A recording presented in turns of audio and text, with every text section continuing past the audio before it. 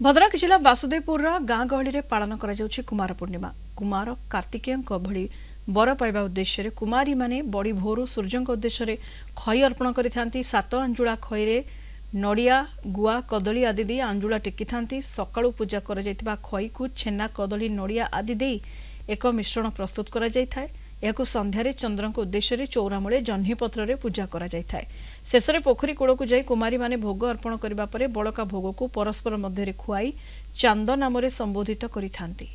आश्विन मास शुक्ल पक्ष ठार कुमार पुण्य आरंभ होता है।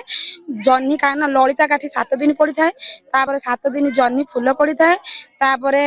चौरा पाखरे मुंडला 7 दिन होता है। 4 गुणिया घर 6 दिन है। 7 दिन दिन बड़ घर आकार रे पालन करा जाय था। सेठी खई भोग राग सब प्रकार दिया है। जन्म को पूजा करी पूजा अर्चना धूप दीप दे बढ़ा जाय था। कुमार पुण्य चांद गो फूल बौल बेणी। आज कार्तिक प्रभु को जन्मदिन सारा गोबर रे लिपिचु कई फूल आने नईकी जाइचु सजासजी करने संध्या ठारू माने सजासजी कर सारा जह्न को पूजा करा जाए। संध्या 9 दिन ललिता काठी पड़े जह्नी फूल पड़े मुंडुला हुए कई फूल मुंडुला बनाती।